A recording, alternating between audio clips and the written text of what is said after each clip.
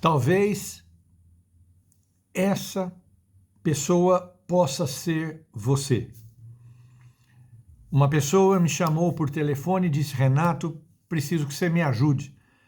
Falei: tuas ordens, o que aconteceu? Falou: não, Renato, eu e a minha família tínhamos orado e pedido a Deus um ok, uma resposta para uma situação onde todos nós concordamos aqui na Terra. E nós oferecemos essa oração a Deus porque sabemos que na Bíblia diz que quando um ou mais concordam aqui na Terra, ele concordará no céu. E também, Renato, eu sabia que você às vezes fala que tudo aquilo que a gente pedir a Deus pelo Pai, para que o Pai seja glorificado, ele vai fazer tudo para nós. Essa pessoa disse: eu tenho acompanhado você e vejo que você abre a Bíblia e busca uma palavra profética, não ouvindo o homem, mas tentando ouvir o seu espírito que fala a sua alma. Eu também fiz isso, ouvimos uma palavra profética de Deus e tomamos uma atitude e esperamos um ok de Deus. E Renato, o ok de Deus não veio, Renato.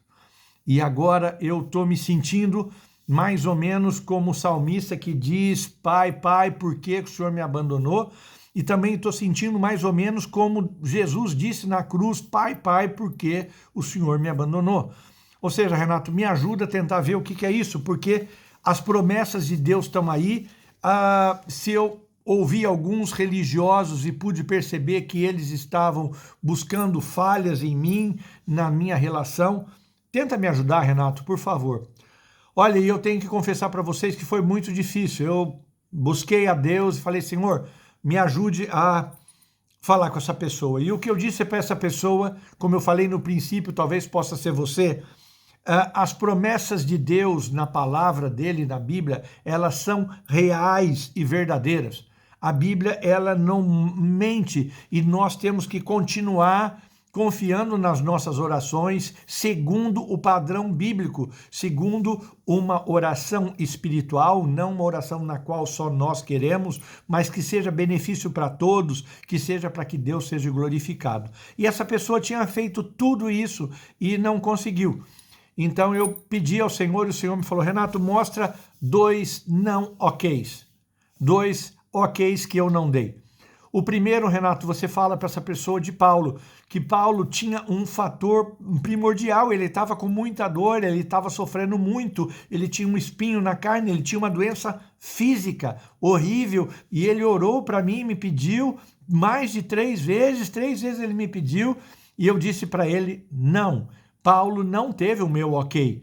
E o que eu disse para ele é o que eu digo para essa pessoa, que a minha graça bastava a Paulo. Ou seja, essa pessoa que não conseguiu o meu ok, ela tem que entender que mesmo não tendo o meu ok, mesmo não tendo um resultado perfeito para aquilo que ela queria que acontecesse, a minha graça basta a ela, ou seja, pela minha graça ela vai ser sustentada e mesmo sem obter o ok, vai acontecer alguma coisa. E o outro, Renato, você diga que o meu próprio filho, a mim mesmo, na cruz, na minha porção homem, o meu filho disse: Pai, Pai, por que o Senhor me abandonou? Então, ele também, antes disso, antes de chegar nesse sofrimento total, o meu filho disse: Pai, afasta de mim esse cálice.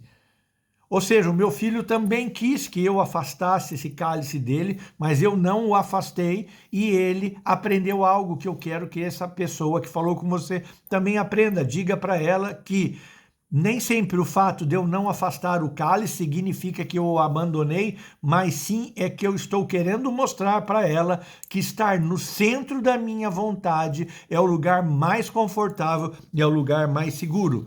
Ou seja, explique para ela, Renato, para essa pessoa, que quando eu digo sim, ok, perfeito, maravilhoso, justo, perfeito, agradável. Quando eu digo não, é não. Mas quando o meu não ok também pode significar espere um pouco. E o meu não ok também pode significar: espere que eu vou fazer algo diferente do que você estava pensando.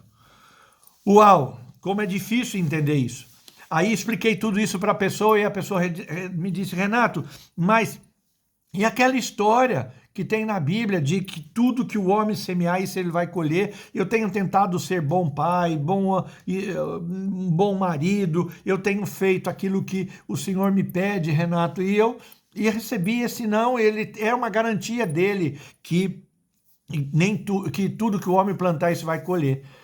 Aí o Senhor me disse, explica para ele, Renato, que essa é uma ação que tem consequência, as ações deles terão consequências, mas não são consequências do mundo físico. Quando eu digo que tudo que o homem semear, isso ele vai colher, eu estou falando do lado moral e do lado espiritual. Ensine para ele, ensine para essa pessoa que esse é o lado profundo da vida. Quando eu falo lá em Gálatas, no capítulo de número 6, versículo 7, eu estou querendo dizer para ele que essa pessoa tem que aprender que as consequências das minhas atitudes vão ter as minhas atitudes vão ter consequências no mundo moral e no mundo espiritual. Tudo que eu plantar mentalmente, moralmente, espiritualmente, eu vou colher, mas pode ser imediato ou não. E aí essa pessoa falou, olha, Renato, você tem razão, eu até concordo com isso, mas eu não consigo explicar, não consigo aceitar isso, Renato. Aí o Espírito Santo me disse, fale para ele algo que está lá em Eclesiastes 9:11, que diz assim, nem sempre os mais velozes vencem, nem sempre os mais fortes vencem, mas o tempo e o acaso sobrevêm sobre todos. Uau! Ou seja, eu tive que explicar para essa pessoa que não teve o ok de Deus, que o Jesus explicou para ela que o ok é ok, o não ok é não ok, mas o não ok pode ser espere um pouco e que o não ok pode ser vou fazer algo diferente. Mas essa pessoa ainda não concordava porque ela estava semeando, esperava colher, mas não entendia que isso era no mundo moral, espiritual e não era no físico. E quando eu falei isso pelo Espírito Santo, que os mais velozes, os mais fortes, às vezes não vencem, mas o tempo e o acaso vêm sobre todo mundo, essa pessoa me perguntou, mas como é isso? E eu expliquei para ela que nem sempre as pessoas mais competentes, que tentam ser mais santas, mais capacitadas, vencem. Eu tentei explicar para ela que as pessoas justas também podem sofrer. Expliquei para ele que às vezes nós esperamos alguns resultados e pelas circunstâncias da vida, pelas imprevisibilidades das circunstâncias da vida, os maus resultados podem aparecer. Ou seja, nem sempre eu ser uma pessoa boa, estupenda, os bons resultados vão estar sempre comigo. Ou seja, expliquei para ela e estou explicando para você, explicando para mim mesmo, que circunstâncias externas, às vezes essa pessoa estava esperando um ok de Deus, mas existiam outras circunstâncias externas em qual essa atitude, esse pedido estava envolto. Talvez essa situação dessa pessoa existia e dependia de atitudes de outras pessoas, pessoas externas a essa situação. E às vezes pode ter acontecido algum evento inesperado e o mais importante, às vezes não era o tempo de Deus. Ou seja, o mais importante que eu pude falar para essa pessoa é que os resultados ruins, ele mostram para mim e para você os nossos limites, pois nós entendemos pouco, nós conseguimos só ver o presente e nós julgamos a nossa vida, se é de sucesso ou não, pelo resultado imediato. Mas o que o Espírito Santo disse para essa pessoa, disse para mim, está dizendo para você é o seguinte, que a ideia de fazer tudo certo, a ideia de estar bem, de procurar ser justo, não irá nos garantir um sucesso imediato aqui na vida. Ou seja, não é verdade que nós vamos colher de imediato. O que a Bíblia nos ensina é que vale semear, mesmo quando a situação está difícil, e não esperar que o resultado seja imediato. Aí essa pessoa disse, mas Renato, me explica de uma forma mais clara. E eu pedi ao Espírito Santo, ele falou, Renato, diga a ela que isso está basado num equilíbrio espiritual e emocional. Se ela entender isso, que a vida dela, o resultado do meu ok ou do meu não ok, mostra e ensina a ela um equilíbrio espiritual e emocional, essa pessoa vai conseguir enfrentar mais as consequências da vida. Primeiro, a vida é imprevisível, diga a ela. Nem tudo, disse o Senhor, depende dela, nem tudo depende de mim e de você, nem tudo depende de nós. O tempo de Deus, ele está sobre tudo. O momento e as circunstâncias da vida influem nessa imprevisibilidade da vida e as decisões de outras pessoas. Isso quer nos ensinar o quê? Que dentro desse equilíbrio, não porque eu sempre consigo um resultado bom e que quando aparece um resultado bom, um resultado ruim, a culpa é minha. Então, isso me ensina a não ser orgulhoso quando só acontece coisas boas comigo e também não ter aquele sentimento de culpa excessiva. Oh, meu Deus, aconteceu isso porque eu falei, eu errei. Não, nem sempre é uma falta nossa. Ou seja, nem todo fracasso é um erro pessoal ou uma consequência de uma falha, mas sim a consequência de que a vida é imprevisível, mesmo para as pessoas mais espirituais do mundo.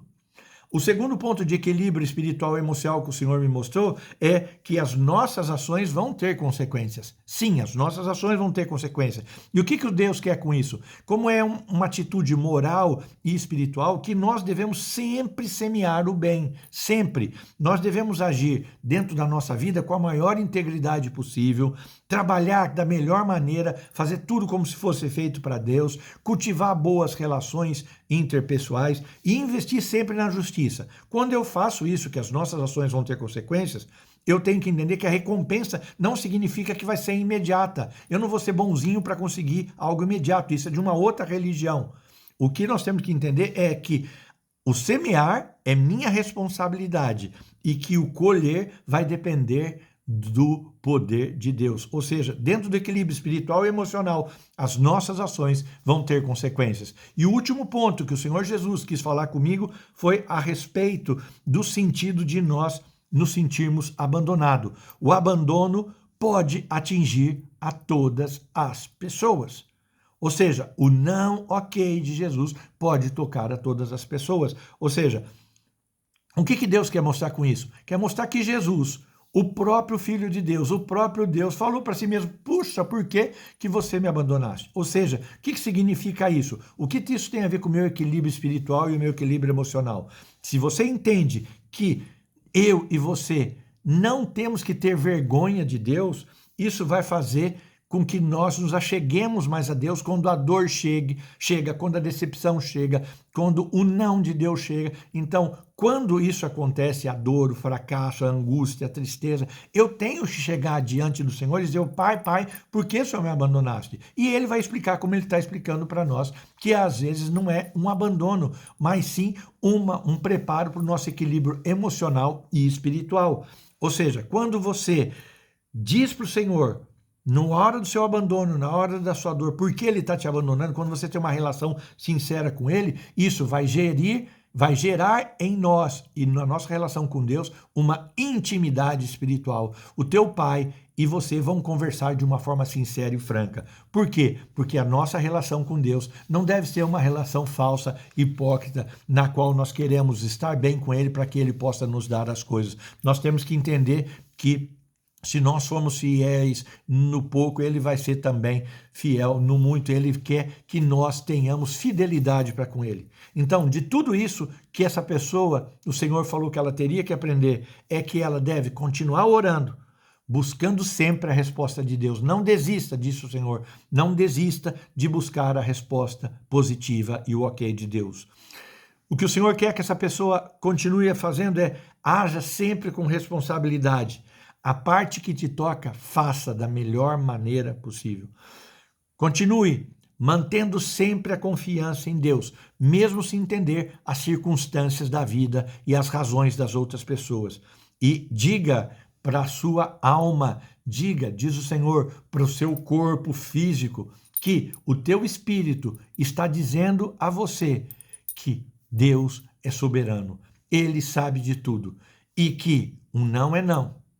Um sim é sim, mas também um não pode ser, espere um pouco. E um não pode ser, vou agir de outra maneira. Aprendendo isso, nós vamos ter equilíbrio emocional e equilíbrio espiritual, o que vai fazer com que nós tenhamos uma vida muito melhor e muito mais centrada na vontade de Deus, que é justa, perfeita e agradável. Deus te abençoe, no nome de Jesus.